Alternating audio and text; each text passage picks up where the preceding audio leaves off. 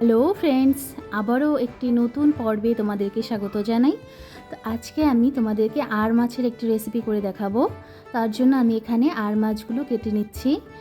তোমরা সকলে পুরো ভিডিওটা প্রথম থেকে দেখতে থাকো। আর তোমাদের কাছে একটা অনুরোধ, যদি তোমরা এই ভিডিওটা ইউটিউব থেকে দেখে থাকো তাহলে আমার চ্যানেলটা সাবস্ক্রাইব করে পাশের বেল আইকনটি প্রেস করে দিও, তাহলে আমার সমস্ত ভিডিওর নোটিফিকেশন পেয়ে যাবে। আর ফেসবুক থেকে দেখে থাকলে আমার পেজটিকে ফলো করে দিও। তো দেখো, এখানে আমি সবগুলো মাছ কেটে নিয়েছি। এবার আমি মাছের জন্য পেঁয়াজ কেটে নেব। এখানে আমি 3টা পেঁয়াজ কেটে নিয়েছি, আর এখানে 2টো রসুন নিয়েছি। রসুনগুলো ভালো করে ছুলে নেব। আর নিয়েছি 1 ইঞ্চি পরিমাণ আদা।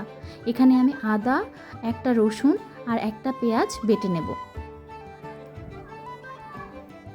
দেখো, এখানে পেঁয়াজ, আদা, রসুন আমি বেটে নিয়েছি। এবার আমি একটা প্লেটের মধ্যে এগুলোকে উঠিয়ে নেব। এবার এখানে আমি 5টা লঙ্কা নিয়েছি, শুকনো লঙ্কাগুলোকে আমি খুব ভালোভাবে বেটে নেব। মিহি করে লঙ্কাগুলোকেও পেস্ট করে নিয়েছি। এবার উঠিয়ে নেব। এবার এখানে আমি নিয়েছি সর্ষে। এবার সর্ষেটা জল দিয়ে খুব ভালো করে ধুয়ে নেব। ধুয়ে সর্ষেটাকেও একটু মিহি করে বেটে নেব। তো সর্ষেটাকে খুব ভালোভাবে ধুয়ে নিয়েছি। এবার সর্ষের মধ্যে দিয়ে দেব সামান্য পরিমাণ লবণ দিয়ে সর্ষেটাকেও খুব ভালো করে বেটে নেব। সর্ষেটা কিন্তু খুব মিহি করে বেটে নিতে হবে। সর্ষেটাকেও বেটে নিচ্ছি আমি। সর্ষেটা খুব ভালোভাবে বেটে নেওয়া হয়ে গেছে, উঠিয়ে নিয়েছি। এবার আমি মাছের মধ্যে নুন হলুদ মাখিয়ে নেব। অল্প সামান্য পরিমাণ লঙ্কার গুঁড়ো দিয়ে মাছটাকে খুব ভালোভাবে মাখিয়ে নিয়েছি। মাছটা মাখিয়ে নেওয়া হয়ে গেছে। এবার কড়াইতে দিয়ে দেব পরিমাণ মতো তেল। তেলটা খুব ভালোভাবে গরম করে নিয়ে এর মধ্যে সামান্য পরিমাণ লবণ দিয়ে দেব। তাহলে কিন্তু আর মাছ ফুটবেও না, আর মাছগুলো কিন্তু কড়াইয়ের গায়ে লেগেও যাবে না। তো এইভাবে আমি মাছগুলো ভেজে তুলে নিয়েছি। এবার আমি মাছের মাথা ও লেজটাও ভেজে নেব। ভাজা হয়ে গেছে, তুলে নিয়েছি। এবার কড়াইতে দিয়ে দেব আরও কিছুটা তেল। এবার তেলের মধ্যে দিয়ে দেব একটা তেজপাতা, গোটা জিরে, আর দিয়ে দেব রসুন। একটা রসুন এখানে আমি থেতো করে নিয়েছি, রসুনটা দিয়ে দেব। রসুনটা কিন্তু এর মধ্যে দিলে এই রেসিপিতে ভালো লাগে। তো রসুনটা দিয়ে রসুনটা হালকা একটু ভেজে নেব। বেশি লাল করে রসুনটা ভেজে নেব না। হালকা একটু ভাজা হয়ে গেলেই এর মধ্যে আমি দিয়ে দেব কেটে রাখা পেঁয়াজ। এখানে আমি 2টো পেঁয়াজ দিয়ে দিলাম। পেঁয়াজগুলো দিয়ে পেঁয়াজগুলোকে কিছুক্ষণ আমি ভেজে নেব।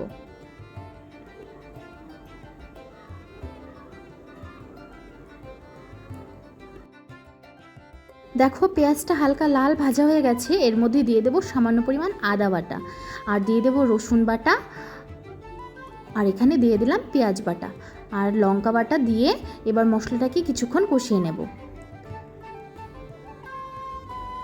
মশলাটা কিছুক্ষণ কষানোর পর এর মধ্যে দিয়ে দেব আমি সামান্য পরিমাণ জল। জলটা দিয়ে কিছু গুঁড়ো মশলা এর মধ্যে অ্যাড করে দেব। তো এবার আমি দিয়ে দেব 1 চামচের মতন ধনে গুঁড়ো, 1/2 চামচের মতন লঙ্কা গুঁড়ো, আর দিয়ে দেবো 1 চামচ ধনে গুঁড়ো, আর দিয়ে দেবো পরিমাণ মতো লবণ। এবার সমস্ত মশলাগুলোকে আবারও কিছুক্ষণ খুব ভালোভাবে কষিয়ে নেব। মশলাটা যত ভালোভাবে কষানো হবে সবজির টেস্ট কিন্তু ততই ভালো আসবে। এখন কিন্তু গ্যাসের ফ্লেমটা আমি মিডিয়ামে করে দিয়েছি। আর দেখো, মশলার থেকে কিন্তু তেল ছেড়ে ছেড়ে যাচ্ছে। তো মশলাটা তেল ছেড়ে ছেড়ে যাচ্ছে, তার মানে মশলাটা কিন্তু খুব ভালোভাবে কষিয়ে নেওয়া হয়ে গেছে। মশলাটাকে খুব ভালোভাবে কষিয়ে নেওয়াটা কিন্তু খুব জরুরি। পেঁয়াজগুলোও কিন্তু খুব ভালোভাবে গলে গিয়েছে, আর সমস্ত মশলাগুলোও খুব ভালোভাবে কষে গিয়েছে। এবার আমি এর মধ্যে দিয়ে দেব পরিমাণ মতো জল।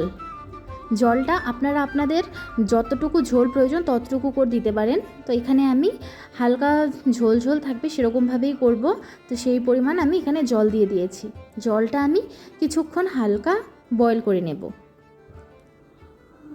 তো এবার আমি গ্যাসের ফ্লেমটা কিন্তু হাইতে করে দিয়েছি। এবার আমি যে সর্ষেটা বেটে রেখেছিলাম সেই সর্ষেটা হালকা একটু জল দিয়ে আমি গুলে নিয়েছি। এবার আমি এর মধ্যে সর্ষে গোলা জলটা দিয়ে দেব। জলটা হালকা একটু জাল হয়ে আসছে। এর মধ্যে এবার আমি আস্তে আস্তে করে সমস্ত মাছগুলো দিয়ে দেব। এবার আঁচটা মিডিয়াম করে নিয়ে এবার ঢাকা দিয়ে আমি ঝোলটাকে জাল করে নেব। তো 5 থেকে 6 মিনিট পর ঢাকাটা খুলে নিয়ে আবারও কিছুক্ষণ নাড়িয়ে নেব। তো এবার আমি নাড়িয়ে নিয়েছি। দেখো, ঝোলটা কিন্তু খুব ভালোভাবে জাল হয়ে গেছে। আমার রেসিপি প্রায় কমপ্লিট হয়ে গেছে। এবার দেখো এর মধ্যে আমি দিয়ে দেব গরম মশলার গুঁড়ো। তো এবার আমি ঝোলটার উপরে গরম মশলার গুঁড়োটা ছড়িয়ে দেব।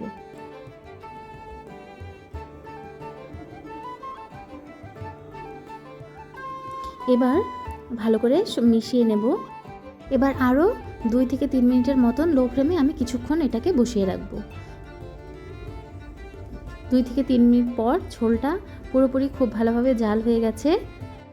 রেসিপিটা তোমরা অবশ্যই বাড়িতে একবার ট্রাই করে দেখো। রেসিপিটা কিন্তু অসাধারণ হয় খেতে। আর রেসিপিটা তোমাদের কেমন লাগলো অবশ্যই কমেন্ট করে জানিও। ভালো লাগলে আমার চ্যানেলটা সাবস্ক্রাইব করে পাশের বেল আইকনটি প্রেস করে দিও, তাহলে আমার সমস্ত ভিডিওর নোটিফিকেশন তোমরা পেয়ে যাবে। আর গ্যাসের আঁচটা বন্ধ করে 5 মিনিট এটা স্ট্যান্ডিং টাইমে রেখে দেবো ঢাকা দিয়ে। তো 5 মিনিট পরে ঢাকনাটা খুলে নেব। 5 মিনিট হয়ে গেছে, ঢাকনাটা খুলে নিয়েছি। দেখুন রেসিপিটা দেখতে কত সুন্দর হয়েছে। আর গরম গরম দেখো প্লেটের মধ্যে নিয়ে সার্ভ করে পরিবেশন করুন গরম গরম ভাতের সাথে। এটা জাস্ট অসাধারণ। এটা দুপুরের খাওয়া বলো রাতের খাওয়া বলো জাস্ট জমে যাবে। তোমরা এইভাবে রেসিপিটা অবশ্যই বাড়িতে একবার ট্রাই করবে। আর রেসিপিটা কেমন হলো অবশ্যই কমেন্ট করে জানাবে কিন্তু।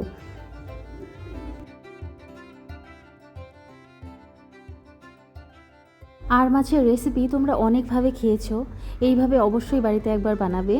রেসিপিটা ঝোলটা পাতলা হলেও ভালো লাগে, আর এটা যদি তোমরা আরও ঘন করে করতে চাও সেভাবেও কিন্তু ভালো লাগবে। তোমরা যারা আমার ভিডিওটা দেখো তাদের সকলকে আমার তরফ থেকে অনেক অনেক অনেক প্রণাম জানাই।